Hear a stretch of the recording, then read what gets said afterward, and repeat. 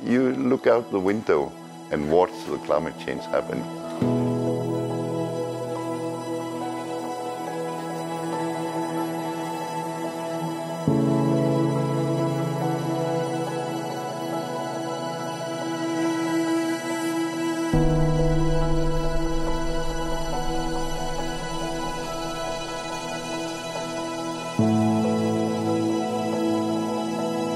I think Ilulissat is one of the most dramatic places in Greenland to see climate change because it has one of the largest glaciers in Ilulissat Ice Fjord, and it has some of the biggest changes.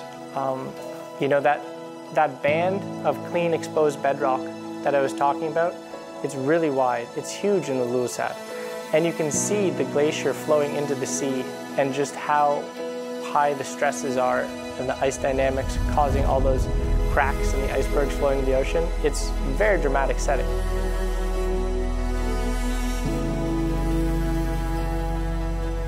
So when you stand on the fjord wall and you watch those icebergs slowly going into the ocean, you're watching about 1% of the global sea level rise contribution leaving Greenland and going into the ocean.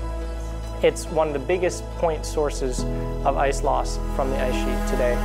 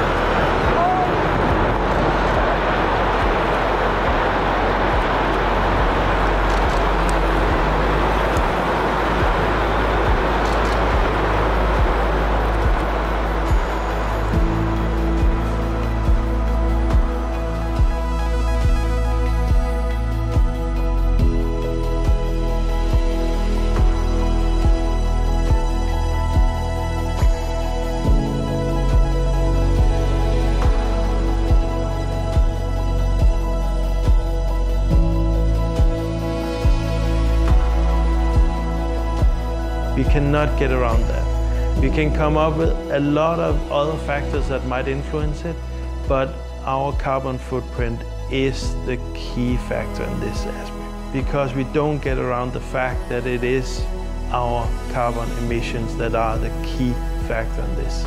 How I feel about this is the clock has started, and the clock now is going much faster. We're constantly speeding it up. So what we're asking our kids to do is we want them to stop the clock. We have to stop it now, because by the time it gets to them, the clock will be way too fast. They won't have the time left to make a difference. We have the time now to make a difference. They won't. So I hope we actually do something so our future generations can walk on this beautiful glacier again. Those of us who study climate change, we think we have a pretty good idea of how it's happening and how it's happening faster than politicians are reacting.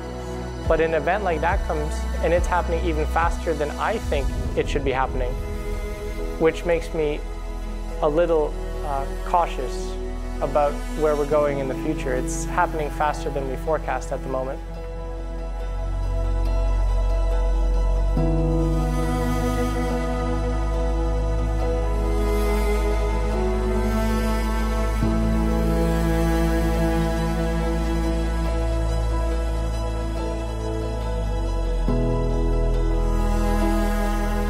The world will not end. If we get climate change, it will be a new situation.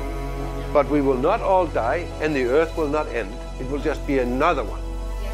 And it's very important that the young people do not panic and say, oh, now everything stops.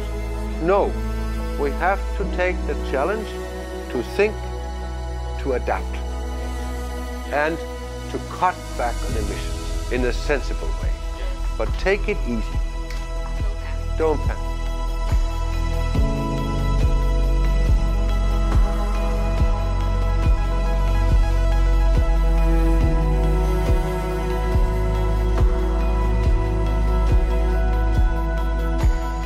My message is very simple. Please, please, please stop burning fossil fuels and go on renewables. Wind, solar, hydropower, whatever. That would be so lovely. We can always do something individually. We don't have to wait for others to do so or tell us to do. And I think it's very important that we all think that we can start today. We don't have to wait. So I think focus should be replacing fossil fuel on very large volume consumers like power plants or production facilities in general. Our neighbors are burning, we are drowning, so please be more thoughtful of your fossil fuel consumption and commute to work by public transport at least once a week. That would be nice.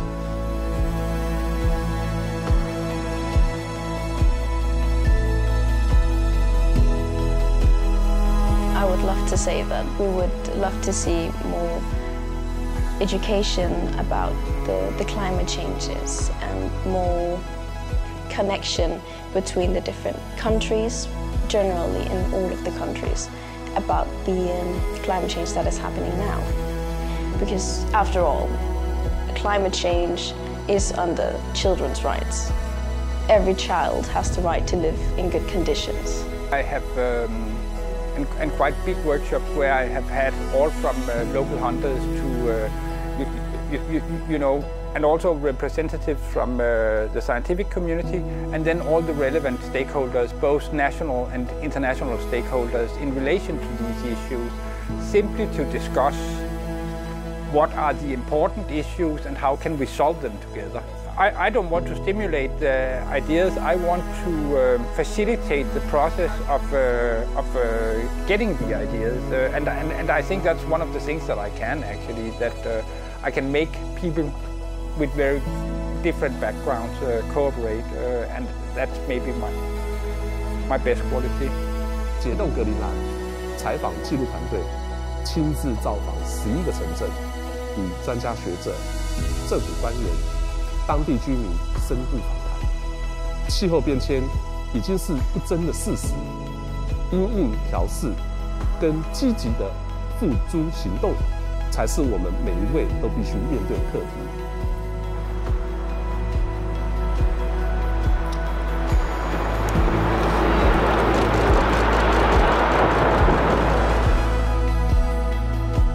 然而，格陵兰的冰融也带来了丰沛的水利资源，使得这里的再生能源使用率超过了60%。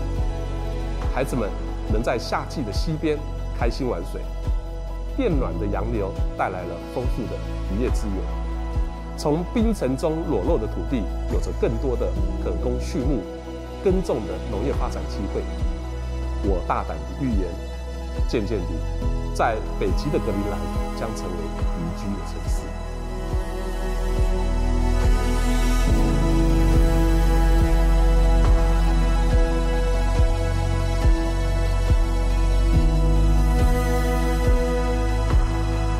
The best advice I feel I can give to this documentary is to support civil society to become more active in promoting solutions to climate change.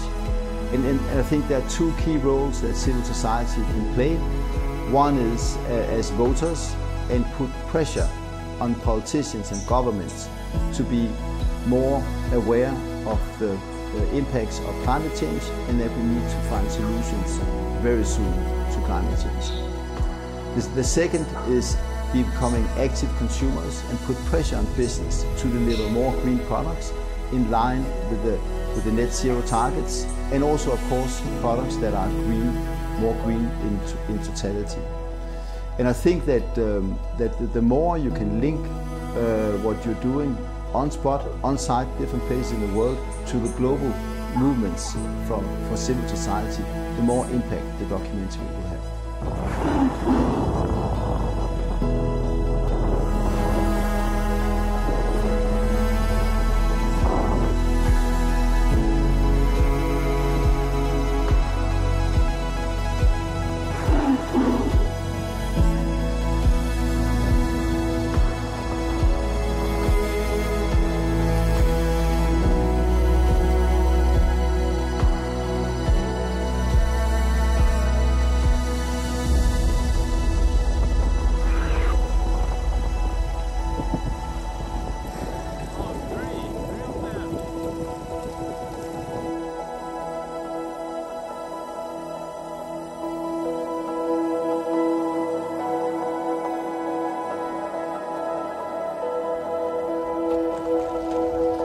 见。